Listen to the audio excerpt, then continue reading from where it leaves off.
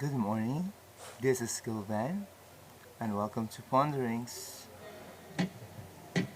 We're starting with this song because sometimes I feel like what the song is saying.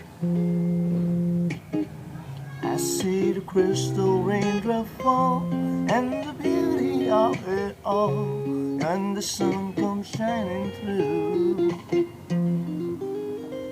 to make those rainbows in my mind. When I think of you sometime, I wanna spend some time with you, just the two of us. We can make it, we try, just the two of us, just the two of us, two of us, building castles in the sky, just the two of us, you and I. Yeah, I'm starting with that song because I found some words that I can relate to what I am experiencing right now. For example, the words like two of us. Great, and sometimes I feel there's just two persons, two types of people who are listening to this podcast, the diligent students and me. Shouldn't be like that. This podcast and Google Meets is for all. I hope you take time to watch the podcast that I've shared here. In the podcast, I discuss what research is, and I provided examples specifically on how to do the chapter 1. I explained the research philosophy of work, that is to stand on the shoulder of the giants. I hope you really can watch or listen to this podcast because I feel it would really be helpful to you, for you'll be able to begin research well. The line of the song also talks about building. Well, the word building requires effort, and you spending time to learn the foundations of research. This fourth quarter in grade 10 is really something.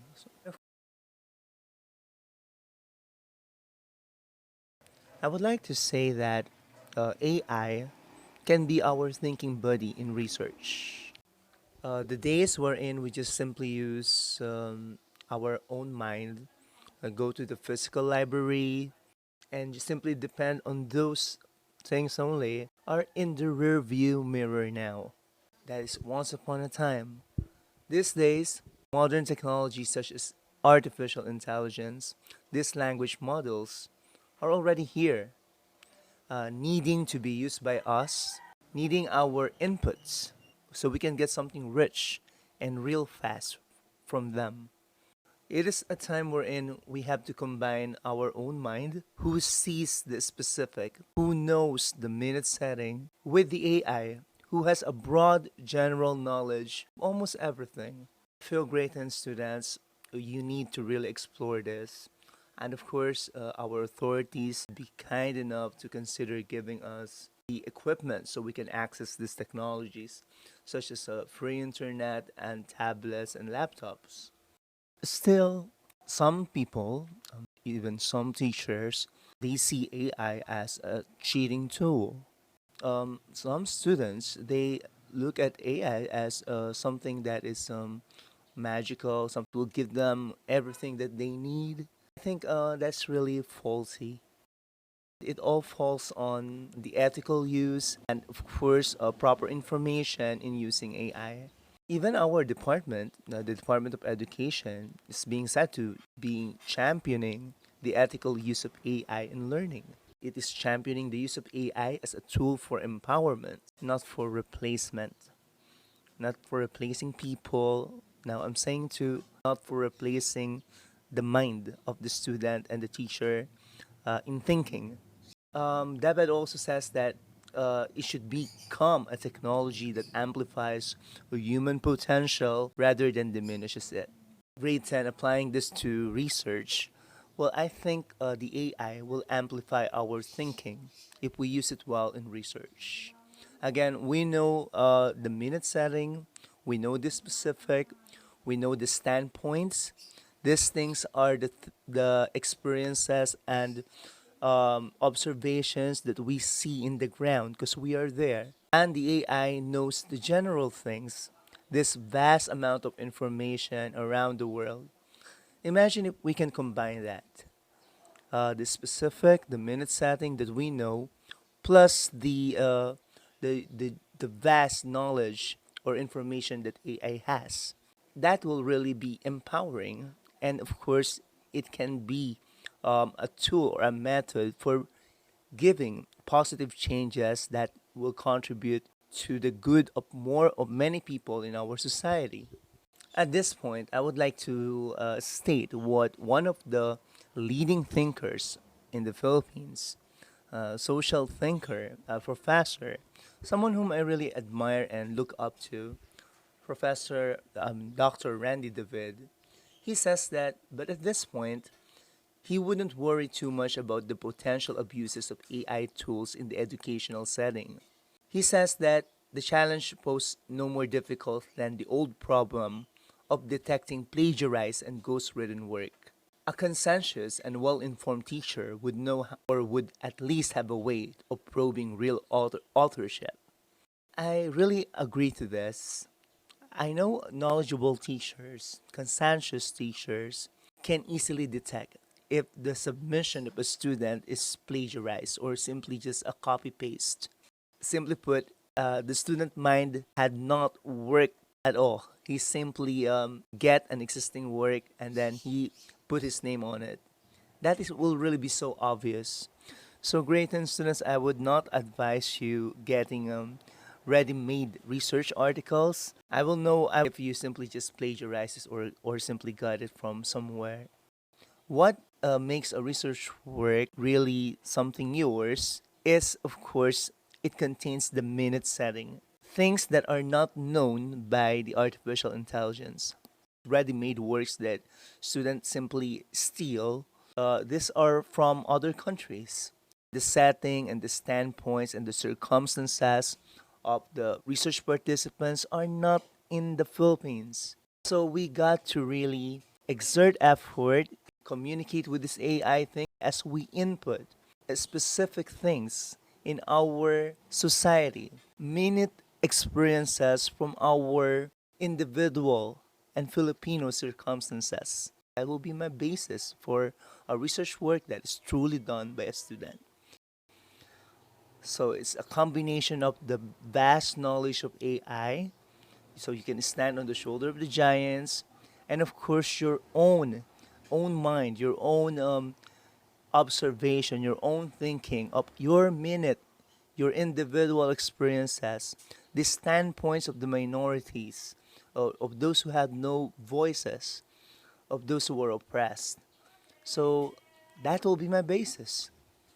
And today we're gonna try to do this in this part of chapter one, which is about thinking of a research topic and creating research questions.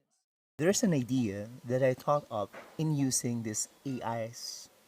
AI is only as good as the input it receives. It is trained with a vast amount of information that you can get and use if only you give it intelligent and proper instructions. As a researcher who's using artificial intelligence, you got to give AI prompts or inputs like a knowledgeable researcher would. That simply means, as a researcher, you got to learn the fundamentals of research. That is why grade 10, I've been emphasizing the importance of studying the components of each chapters of research. Take a look at this slide. Look at these words. This words is all about chapter 1. If you are looking at these words now and you know something about this word, lucky me, lucky you, if you can look at all these words and you suddenly think of its meaning in relation to chapter 1 of research. That simply means that you really learned from the previous lessons about the components of chapter 1. Let's take the word significant. This is the one near the panda. The fundamental of chapter 1 research should be significant. A need must exist. A need that tells that a research is needed so that people can learn more or there can be a solution to an existing problem. Take the word scoped. If you recall, the research of Dr. Bulunis about noise pollution in Turkey in two schools, one public school and one private school, is scoped. She did not study three schools, she only studied two schools. She did not study all public school. One is private, one is public. So the research must be scoped, limited. And another word is well sourced. If you can recall our reading of chapter 1, the paragraphs of chapter 1 of Dr. Bulunis' research about noise pollution, you can see that in every sentence there is a source. There are researchers, previous researchers who have done a study. So really, chapter 1, the research is well sourced. So these are all the fundamentals. That is why it's very important, dear grade 10, that you study very well each components of each chapters. If you have a teacher to guide you, if you have a good books and some references to other video references that are quality and which is really good, then you really have to exert effort to study each components of the research so you can have the grasp of the fundamental. All right. So at this point, let us see how can we use AI. The one that I'm using is ChatGPT. This language model feels like you're just chatting with someone really knowledgeable. But again, as I said, the quality of the output depends on the quality of the input.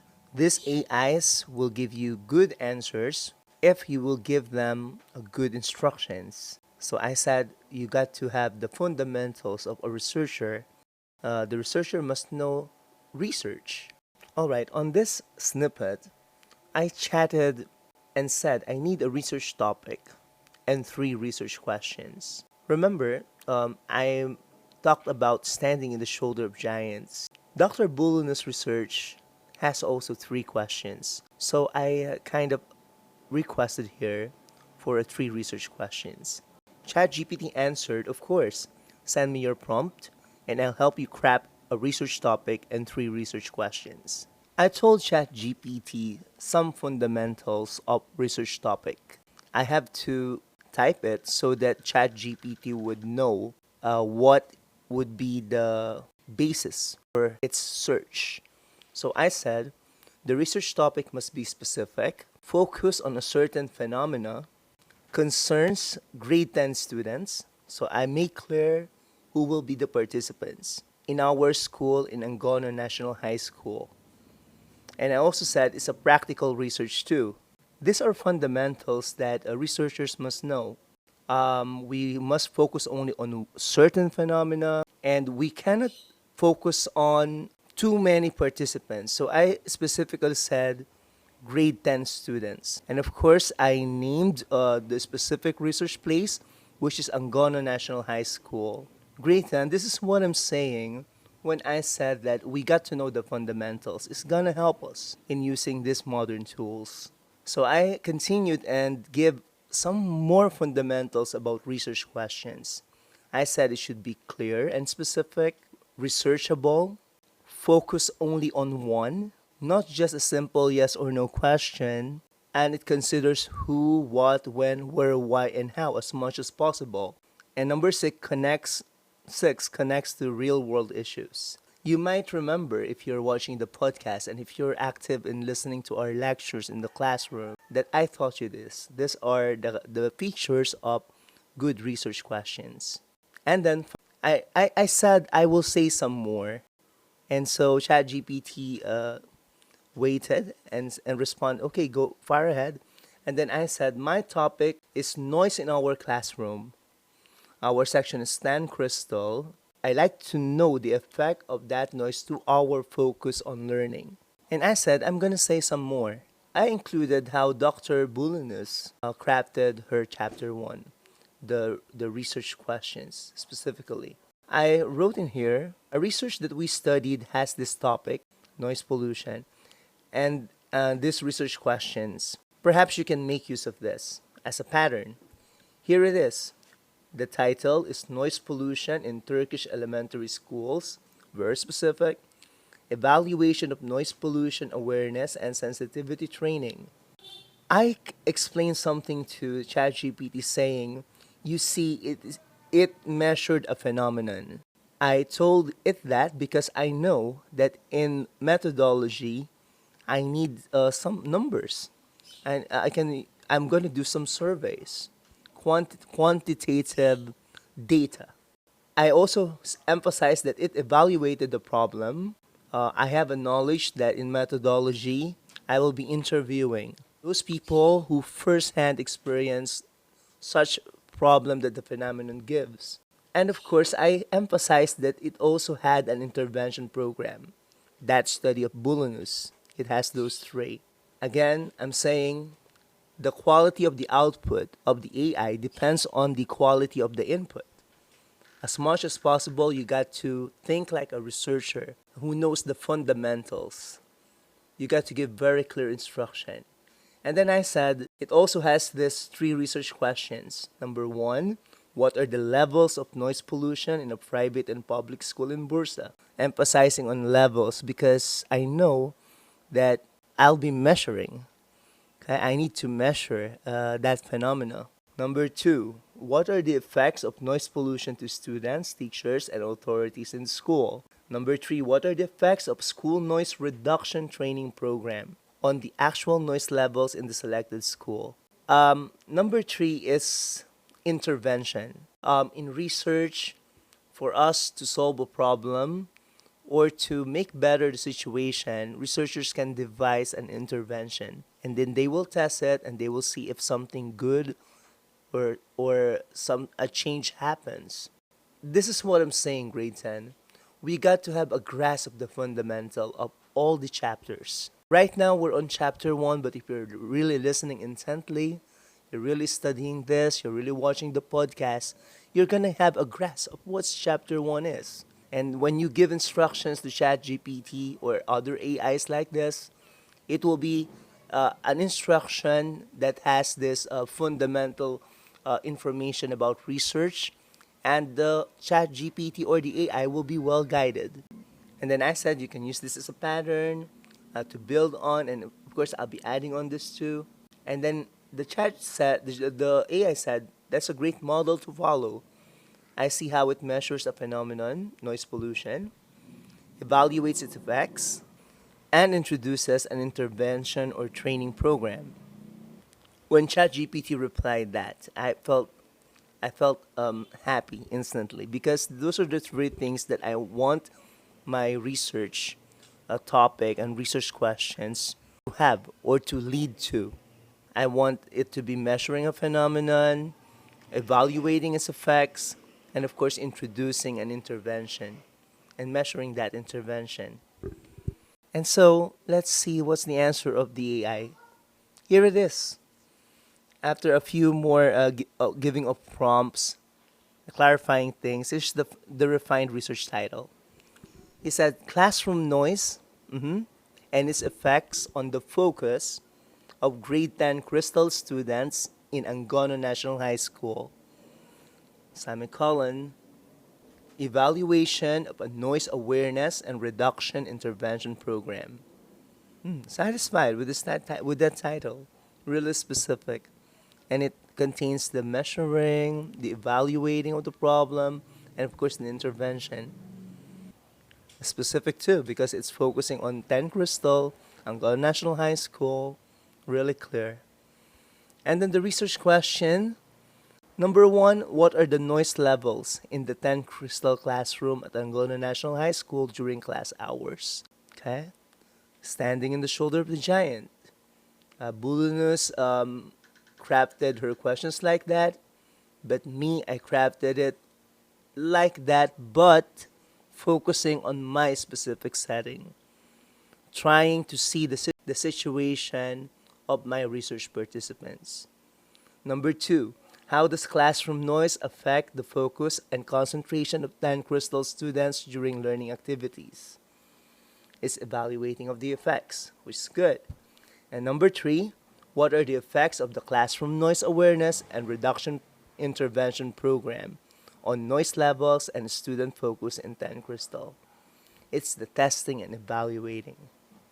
So that's it. That's what I am going to share about using ChatGPT or other artificial intelligence. Again, the quality of the output of the AI depends on the quality of the input that you give.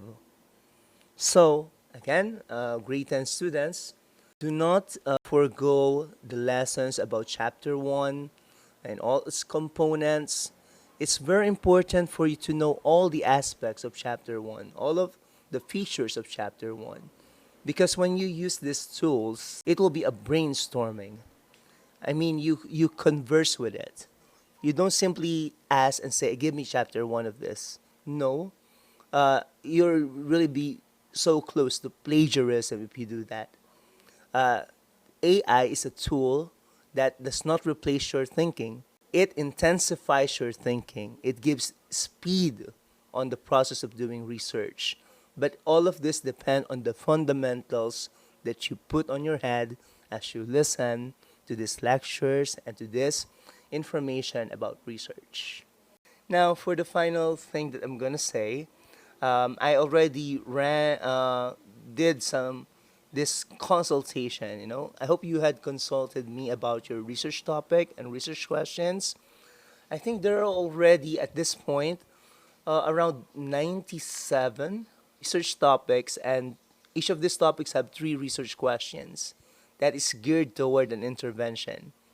That's all for today. Well, thank you very much for listening to this podcast. This is Gilvan, and study research well so that you'll be able to produce a good research someday. Thank you. God bless everyone.